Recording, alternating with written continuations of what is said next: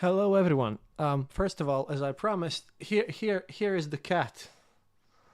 The cat wanted some attention, yeah, and then I guess cat doesn't want much attention anymore. Come on, yeah, you want to go up there, Lulu? Lulu wants to sit on me. Okay, we're gonna do this while Lulu sits on me. Ow, ah,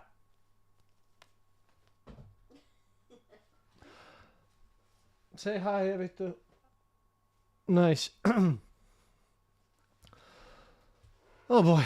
So, as you might have just noticed, I basically 3 seconds ago or something, I don't know, a bit ago, I released my episode, recently one, the new one. But like I said, I need some breather, and we have this wonderful thing called World Cup draw, which just literally happened.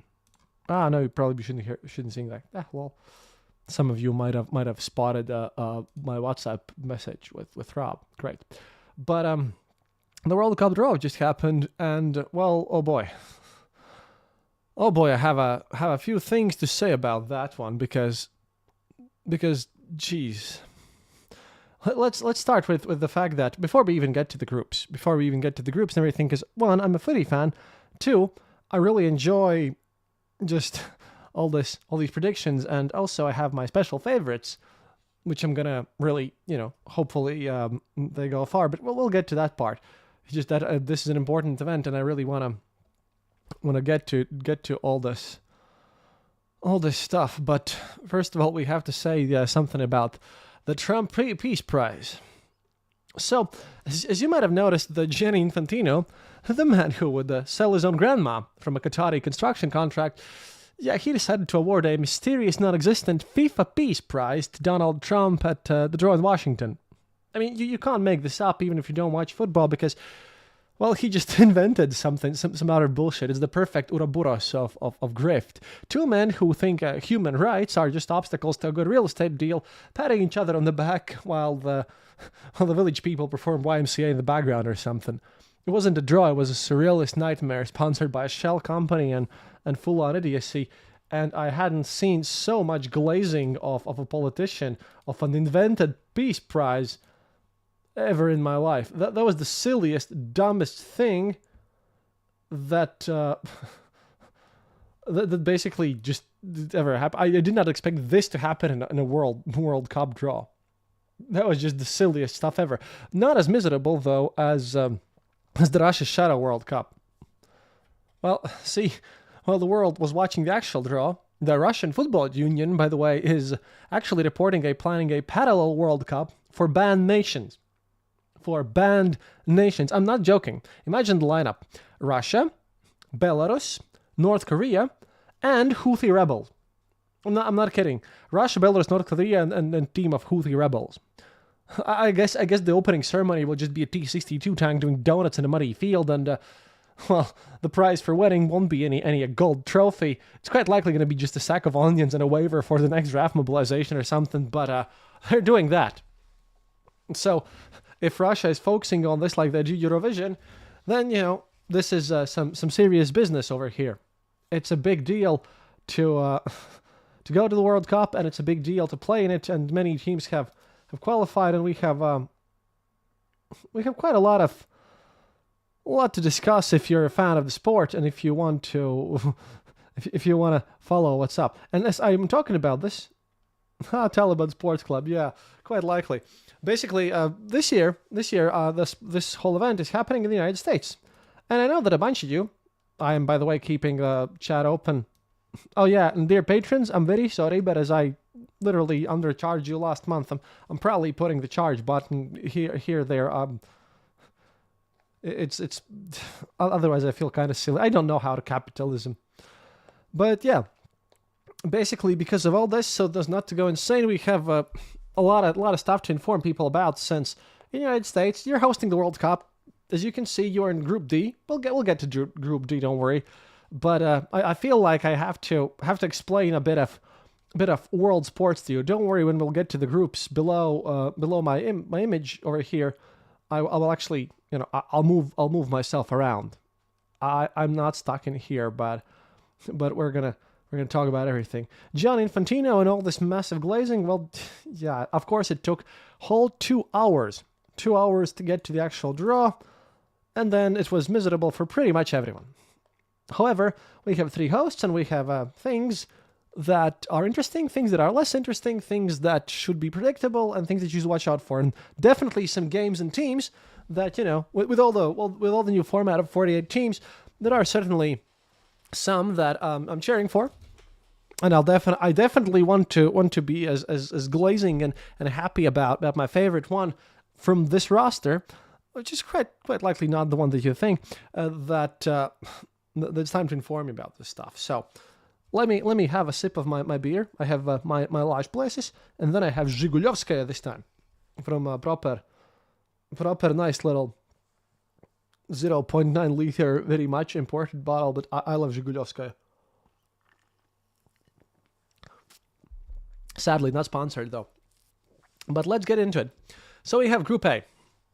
We have Mexico, South Africa, Republic of Korea, that is South Korea, and then we have winner of Playoff D, of the FIFA Playoff D. I think these are the UEFA playoffs.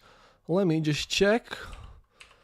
If I'm not mistaken, that playoff is going to happen in March. And let me see now. I just want to see the groups here. Path D. Okay, so in Group A there is either Mexico, South Africa, Korea, and winner of Czechia, Ireland, Denmark, or North Macedonia. Now this is an interesting group. First of all, well, in the new format there's a round of 32, but previously Mexico, one of the hosts, this group, by the way, is playing at Estadio Azteca, which is in Mexico City, and so it's going to be great for them, massive home atmosphere. But I would call Group A the group of life. Everyone has everyone has an equal chance of going somewhere, doing something, and everyone is on about the same level of skill. Also, what's important is that Mexico-South Africa match is going to be the opening match of the whole tournament. And that's a rematch of a very famous game that happened back in 2010 when the World Cup was in South Africa, and that was the very first game of that tournament. That tournament, by the way, was in the end won by Spain. However, it's kind of a rematch here.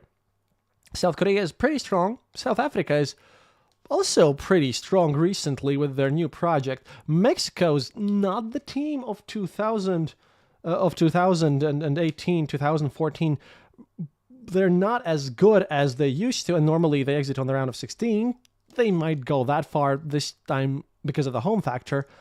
At the end, let's presume the strongest team from Path D comes in, but then again, I think that would be Denmark, although Czechia is very good. Ireland is now weak too. North Macedonia is the outlier here, but let's presume it's Denmark because it's the default one, but it might be anyone else. It doesn't really change the equation that much because in all these paths, it's pretty similar. Over here, I believe that Mexico should win because of the home advantage, but it's not going to be easy. Everyone is doable, and in this group, it's actually really difficult to predict who's going to win because the top two teams of each group and the 8 best third-place teams advance to the round of 32.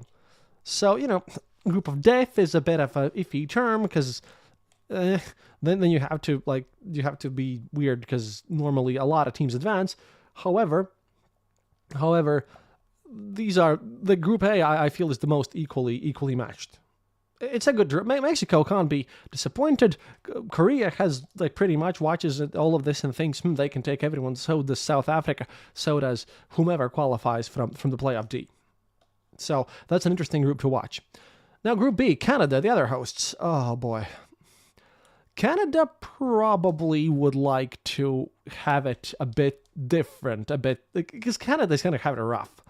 Canada's also not as strong as they used to be. And they're facing Qatar.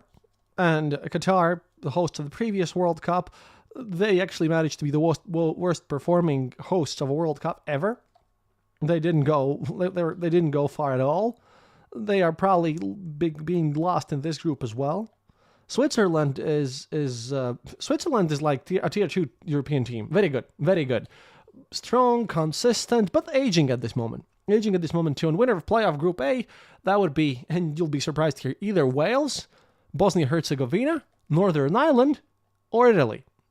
Yeah, Canada can face Italy, and if that happens, Toronto blows up. However, Italy, although they have 4 World Cup titles, they're nowhere near as strong as they used to be. They've had some troubles, but they're just a weird team. They haven't qualified for the previous 2 World Cups. And, I wouldn't be surprised if they don't even make it in this one, because Bosnia might make it, and Wales might make it, Northern Ireland might make it, and Italy are just the biggest favorites here.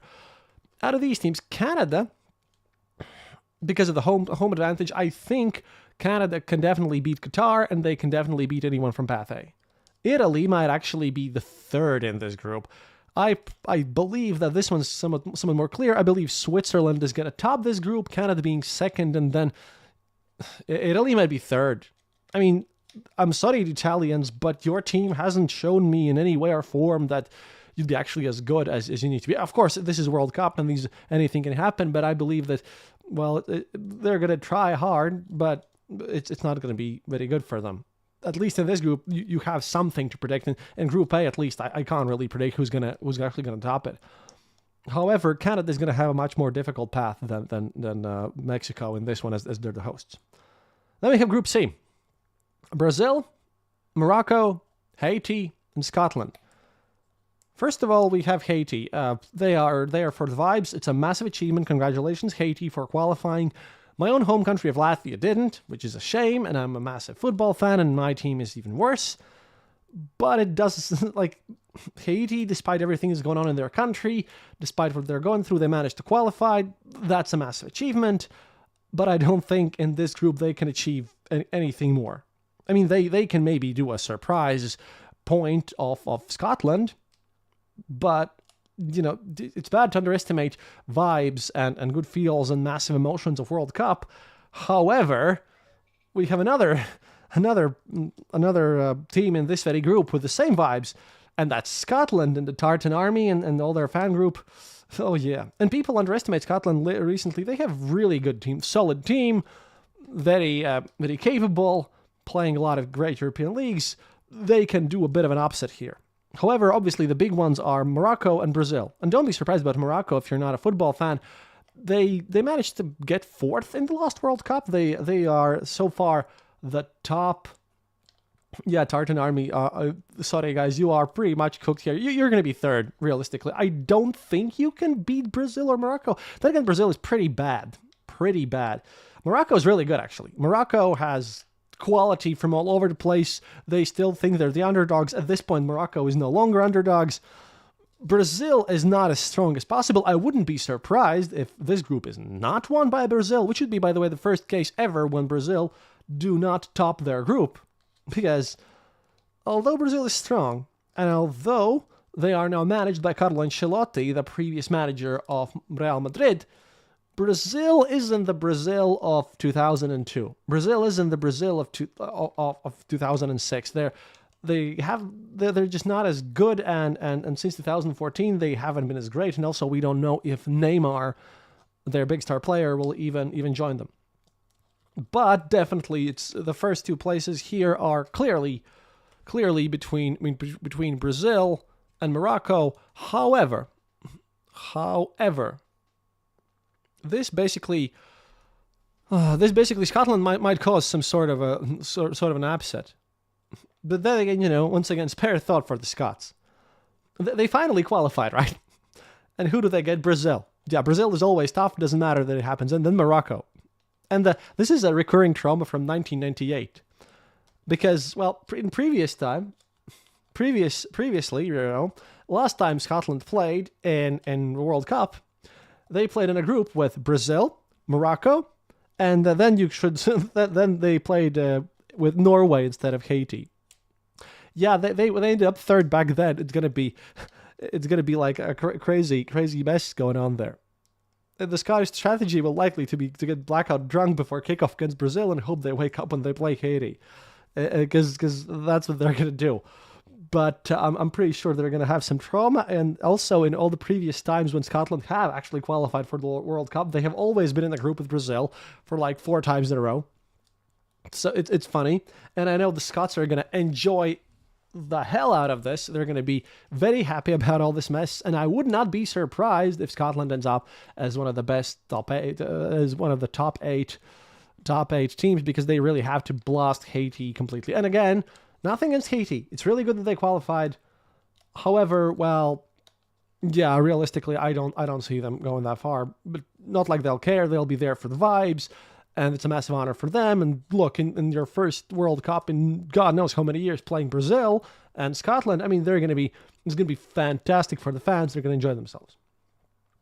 Now, Group D, the group one that possibly most of my American listeners, because most of my audience is American, care the most about. Here we have the hosts of United States of Usonia, Ameristan, whatever you want to call the country. Basically, United States versus Paraguay, Australia, and then winner of playoff Group C. And let's look at who's playing in that. But realistically, it's probably going to be Turkey. It's probably going to be Turkey, because otherwise it's Slovakia, Kosovo, or Romania. So we're probably going to see Turkey over there. And I don't know if the United States is better than Turkey that much. Then again, to be honest, I would call this the United States, as they're in home, the Manifest Destiny group. I mean, the Americans got exactly the group they paid for. Like Australia and Paraguay. Yeah, this is a group basically, as a lot of people on the internet state, that this is designed by a marketing algorithm to ensure the United States makes round of 32 so that they can sell more Bud Lights at $18 a cup.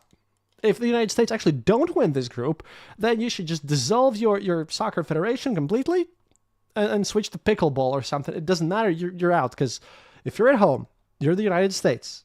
And if you can't beat Paraguay, Australia, and Turkey, which is strong and might top the group, however, you have a fighting chance, a really good one. This is quite possibly the easiest group the United States could have gotten. If the USA get grouped here, no, you're out. They frequently have played against Australia. That's almost a derby. They recently beat Paraguay. Paraguay is very tough defensively. It's a top team for them, but you know how to deal with them. This is a group that, if Turkey qualifies, Turkey can pose some issues, but otherwise, this is a group which the United States would actually have to actively try to lose. They can do it.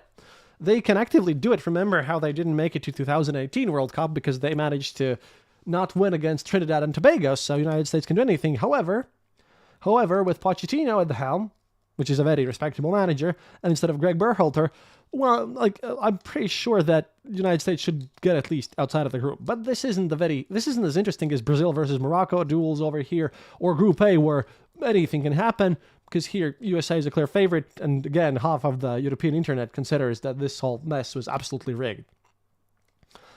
Then we have to Group E. Happen to go to Group E, and here I have to give shout out to Patrick. And also, normally I would massively cheer for Germany. Germany is also my favorite team of all these ones. But this year, I have a different favorite. So we're talking about Germany, Curacao, Côte d'Ivoire, or Ivory Coast, how I'm going to be calling them because Côte d'Ivoire is very French, and Ecuador. Now, it would be much more interesting if Curacao got drawn into Netherlands group, because Curacao is basically Dutch Team B, or Dutch Team C, if you like. They are the smallest nation ever to qualify. I think they're even smaller than Cape Verde. They're not bad, but they're Dutch B team. They're also for the first time here ever, and mostly vibes. However, Côte d'Ivoire, the Ivory Coast, they are the best team in Africa currently. They're the best African team. They're the winners of previous AFCON, and they are very good defensively, extremely good defensive team. Same goes for Ecuador. Ecuador is very solid. They're one of the best defensive teams of South America. And then we have Germany, who did pretty okay in the last Euros. I thought that in the game against Spain, that should have been a penalty over there, and who knows what would have happened there. But it's also not the same Germany as it was back in 2014. They're building back, and I hope they do well. But I've seen many analysts and many people who talk about football claim that Germany is going to automatically win all this stuff. They can actually manage to not do that. There's a real chance because Cote d'Ivoire and Ecuador, like, sorry, Curacao, you're out of the question here. I'm not really, I wish they would play Netherlands, but Curacao, same with Haiti, sadly, has qualified for the first time, but there for the vibes. Sorry, not going to happen unless some miracles happen. And this is World Cup after all, anything can happen. But I'm just talking about the most statistically likely scenarios.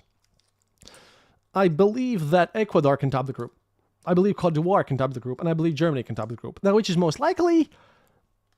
I would like to say Germany, but I have a feeling and an urge that I have to see if Julian Nagelsmann, their coach, and Germany used to be a machine. They used to be very rough. There used to be like Die Mannschaft, the guys who were always they were always there, just like Italy, just like Brazil. But lately we have seen them sort of go down, and it's not that good. Not that good. So I do believe that Cote d'Ivoire and Ecuador can be the first two places. But I believe this is the group where it's going to be rough. Germany has the potential to win all this. But again, I have a feeling that Ecuador actually might do this. Now we come to Group F. Group F is where my favorites play. And sorry, not Dutch, although I think me and you, honey, we're honorary Dutch at this point. Probably, yeah, we've spent so much time in the Netherlands, and that's an adoptive home. However, as much as I like the orange color and the Dutch people, in this championship, I'm rooting for the Samurai Blue! Gambate! Japanese are my dark horses of the whole tournament. They were the first team, besides the hosts, who qualified. And let me remind you, I actually spent 6 years in my first 6 grades at school studying Japanese. I'm very familiar with the Japanese language and culture. Well, the language less so. I know hiragana and katakana. I can pretty much, I can read kids level stuff. Let's just say that, and I can understand a bunch of words. I'm familiar with the culture. I have some ties with Japan, and I really, really enjoy them. I would really enjoy if someone watching this or enjoying this, I really need to get a Japan shirt, because Samurai Blue, those guys, man, they're amazing. They have players from all over. Tanaka just scored a goal against Chelsea like a couple of nights ago from Leeds.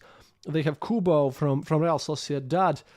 A lot of strong players, like a bunch of strong players who know how to play ball. They're extremely organized, extremely disciplined. And you also have to say thanks to Captain Tsubasa, an anime that actually popularized basically football in Japan. Because otherwise, Japan's number one most popular sport, by the way, is baseball. Yeah, baseball in Japan is much more popular than baseball is in the United States, mind you. But, if you're a baseball fan, you should know that. However, in footy, a lot of people might say that Netherlands are going to top this group easily. I don't believe it. I believe Netherlands is going to be the second one. Yeah, Tunisia is defensive, but they're not as good. Please don't take away my hand toy. Play with this, but this is way too loud. Oh, no, it's okay. Thank you. Sorry. But winner of playoff B, they could get either Ukraine, Sweden, Poland, and Albania. All of them are good, but I think any of these teams are going to be like the third one because Poland has Lewandowski. I think actually Sweden is the best one on paper, but they are not really, that good on actually playing because they managed to totally get almost 0 points, lose to Kosovo. Sweden managed to be totally horrible in the qualifying group stages. So I believe it's going to be like Albania is very strong. They beat out Serbia, which was a crazy match. How they beat out them. And then Ukraine, of course, anything can happen there. But I believe that Japan is going to top this group. Netherlands second, then whomever is coming from the path B, and then Tunisia. And I really, really, I would normally cheer for Netherlands. I like Netherlands and Germany. Those are my two favorite teams. However, I am dedicating myself to supporting dark horses Japan because they can go far. They have the potential. Don't sleep on Japan. If there is a team that you would like to follow that's not European team, watch Japan. They're really interesting. They're really good, and they're famous for having super amazing fans. They clean up after everyone. They're very orderly. Just great. Then we come to Group G. Group garbage. If there is actually if there is something that can be called woke nonsense, utter bullshit, they paid for this, then we're Group G. Delete this group. I'm gonna move myself. This group should not exist. It is stupid and silly. Belgium got here because they're pot 1. They don't deserve to be pot 1. Their golden generation is over. This is stupid. How come they got to be in pot 1? I don't know. Then there's Egypt. Egypt hasn't won a single, despite Mohamed Salah, they haven't won a single World Cup game ever in their lives, although qualified multiple times. Then we have Iran. Iran is theoretically, they have one good game in them per tournament. The rest they bottle. Then there's New Zealand, which is better than people think. I wouldn't be calling them total beating boys. They're not Curacao or Haiti. However, they're going to be fourth, and it's going to be that. But Belgium's going to top this group. However, Egypt can pose a bit of trouble. But this group is the most boring one. Yeah, sorry, Belgium, but a very aging golden generation. And then there's aging Mo Salah, who's the only one on the Egypt team doing something. The rest of the team are pretty bad. Iran have one good game in them. If that's against Belgium, they could cause problems. But technically, this to me is the most boring. I'm sorry, I can't really be a fan of all of them. Sorry, Belgium. Nothing personal here, just that your golden generation, like with Lukaku, they were good. Very good a couple of years ago. Not so now. By the way, in the previous one, Netherlands also, they have issues with their Van Dijk and other people, but Netherlands not as interesting. But Group G, basically, Belgium is going to win it. I presume battle for second place is going to be between Egypt and Iran, and that depends on which, if Iran gets their one really good game against Belgium, then they can push on. I believe, actually, Egypt is going to break their curse and just move onward. For the first time ever, they may actually get out of the group, which is crazy. Which, again, they haven't done. Now, BRCP time, because, oh boy, with 48 teams, yeah, I mean, it's good to have this expanded format, of course, but this is just a bit silly, because, I mean, 48 is a bit too much, I think. 30, then again, more teams come in, that's going to be great for them, but the very fact that, like, from these groups, like, top 2 teams get out, and then 8 best third place teams. There is one group where I believe that this might actually cause a problem, the group of death. 2 groups actually, but we'll get to that. But there's a lot of weird complaints about all this mess. By the way, Group G, I've heard people call this the geopolitical nightmare and retirement home group. Yeah, I mean, Iran is great, but like Belgium, Iran can be great, but then again, political tensions are high, and then Belgium's golden generation, they probably need walkers to get across the pitch, man. It's not going to be nice for them. Then we move on to possibly the clearest group ever, Group H. Spain is going to top this easily. Spain are one of the favorites to win the whole thing. Spain is excellent. Spain is gloriously good. They're going to top this easily. Now, you might wonder to put Uruguay second, but Bielsa's, like, their manager is hated by the players. They're a mess, totally. They're not as good as possible. Like, United States just beat Uruguay in a friendly recently. Not good. They could, come up and do something, but highly unlikely. Saudi Arabia, well, they beat Argentina in a game last time. They have one good game in them. Not going to happen. However, Cape Verde is the only team from all of the brand new teams who qualified that actually know how to play ball. Because I have been watching AFCON games as well, and following that one, and Cape Verde did really well in the previous AFCON. Just great. It was silly. I think they came like 3rd or 4th. They're much better than you think. You might have never heard of them. And of course, Spain is going to top this group, no questions, because they won the last Euros. They have Lamine Yamal, the greatest superstar from Barcelona. But second place actually might go to Cape Verde. It's surprising. It's my dark horse pick for this group. Like, even more surprising than Japan, but I believe that Cape Verde might go actually further, because I have seen them play ball. They're very good. Saudi Arabia and Uruguay, I'm not even sure who's going to be in the 4th place over here. But now we come to the one group which is the real meat. The group that actually looks like professional football, like the group that if you want to watch some games, if you're American, of course you're going to watch our Group D. However, if you're not an American, if you're neutral, let's talk about the big thing. I'm gonna put myself right next to this group. Even we talk about the group I. Oh boy, this is where it gets tasty. The spiciness is tangible. This is the group of the games that we want to see. We have France, Senegal, and Norway. And this is the group of death, the closest whatever. And they're playing with the winner of playoff 2, which is, I think, either Bolivia, Suriname, or Iraq, most likely Iraq. But to be honest, whomever is here and whomever is going to be in this group I, it doesn't matter that much because they'll probably lose and be fourth, unless it's Iraq. Because Iraq, don't ever underestimate the sheer power of pure vibes and getting and qualifying. But we're talking about France, who is a two-time world champion, and they were in finals last year with a great team led by Kylian Mbappe, one of the best players out there. And then we have Senegal, again, one of the best teams on paper with Sadio Mane, one of the best African teams out there, like a real powerhouse, always a hard team to play against. And back in 2002, France played Senegal, and Senegal kicked them out. They made them grouped. So there are jokes that in this group you have European Senegal and Senegal, or France and African France, because, again, they're very tied to each other. A lot of players in Africa, in like France team have Senegalese roots. And there is a massive connection there, which also means a massive rivalry. And then you have Norway. Norway is a very quality team. They have players from all over the top 5 leagues, and they are literally led by a Viking robot who was assembled in the laboratory to humiliate defenders, aka Erling Haaland. And they scored 37 goals in their qualifying games. In 8 games, 37 goals. Erling Haaland scored in every game. He's a monster. They only let in 5 goals. They beat Italy in their group 4-1 and 3-0, 7-1 on aggregate. They are brutal attacking monsters who haven't been to World Cup in a long time. Their world ranking is just 29th. However, it means nothing when they have a very strong team and everyone who basically can just assist Haaland in being a Terminator on the board.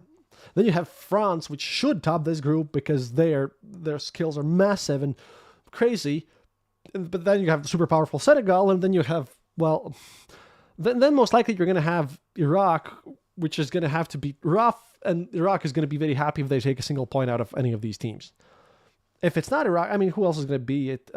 Bolivia, if the playoff to qualify is not happening fourth, like in super high altitude, Bolivia is not going to be there. I believe it's going to be Iraq.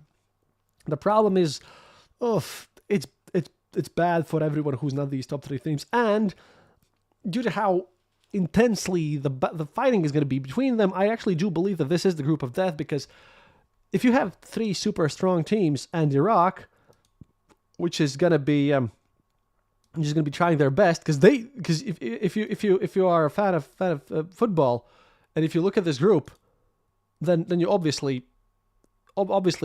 every Iraq football player instantly knows that, oh boy, this is tough, this is rough, and they have to do things. So they're going to be doing their best.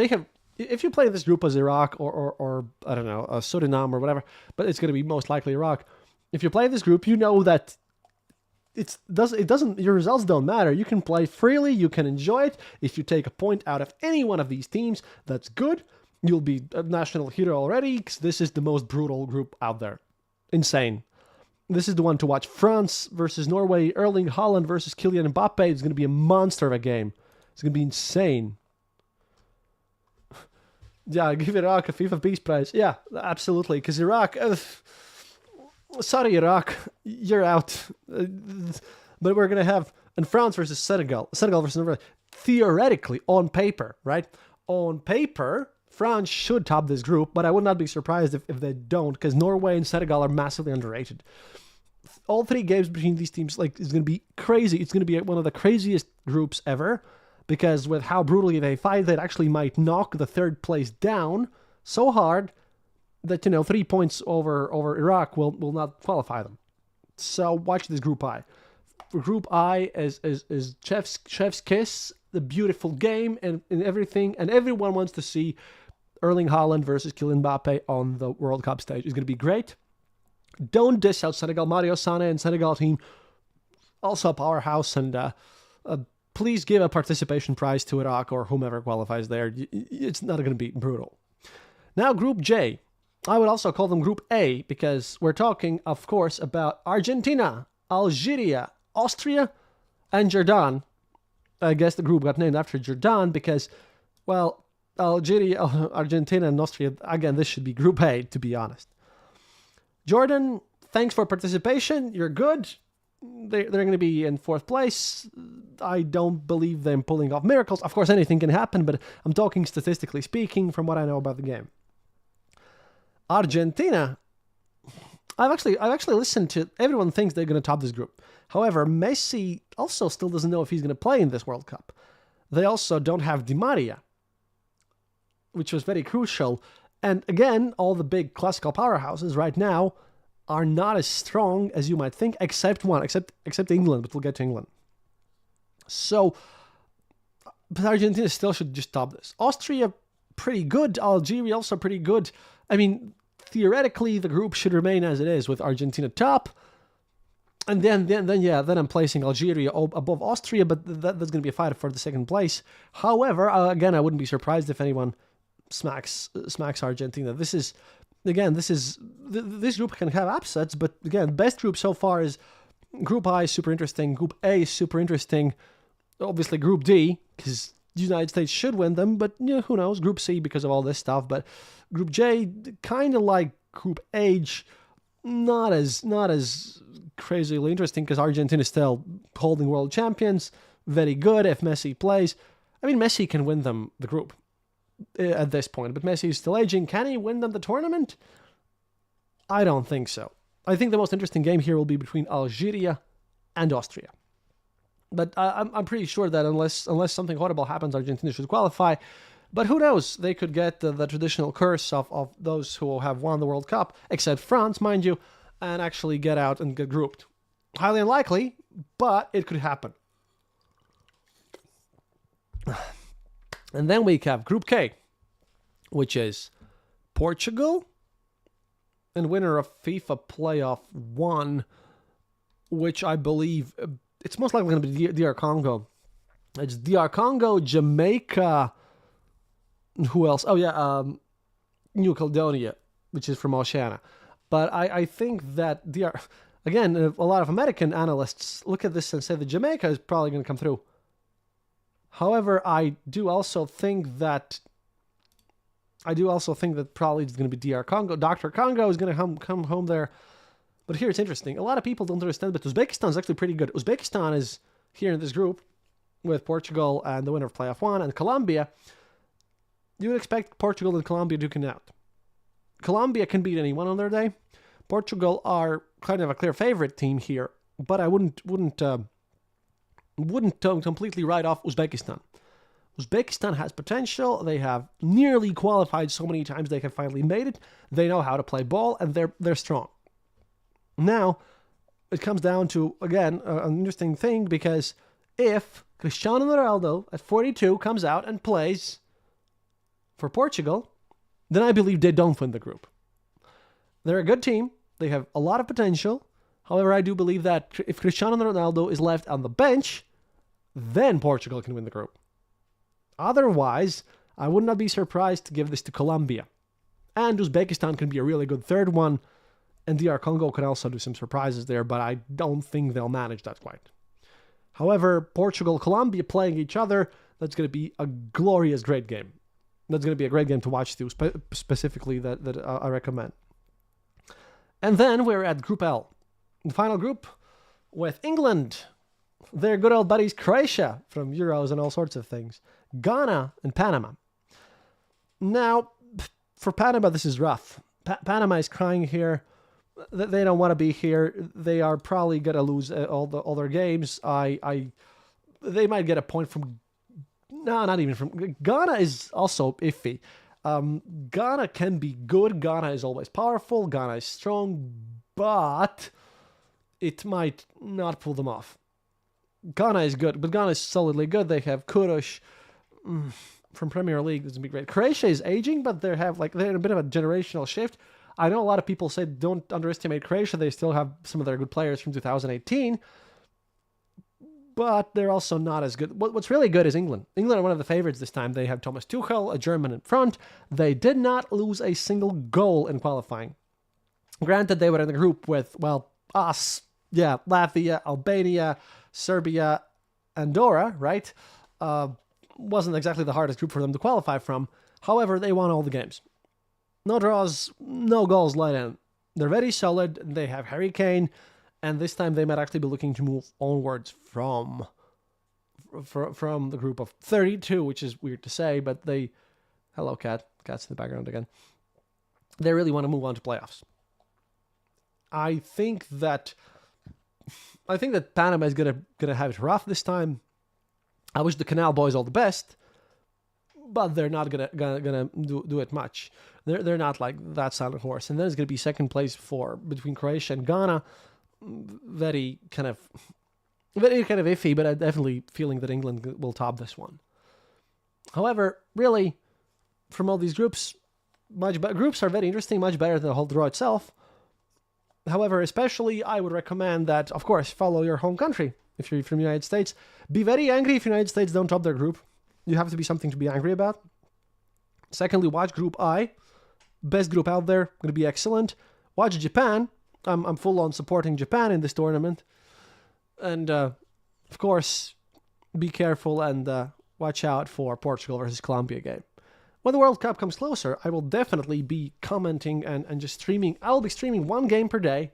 I promise you that, because this is the World Cup. This makes me not go insane. And hey, we always watch this and we cheer for this stuff. But yeah, this is my breather. And I hope that you at least understood something about which groups are fun and which countries to follow. And that's going to be it for today, because I really wanted to talk about this. Especially because, oh my god, I am so excited about Group I. And still, I'm pretty sure that Netherlands-Japan game is also going to be great and interesting. That's it for today. Check out the political podcast episode and everything. And I guess see you tomorrow, because I have a lot of plans for the next Pagnachi episode. And I'll try to make sure that do this in daytime where you can see a bit more of the cat. Bye-bye.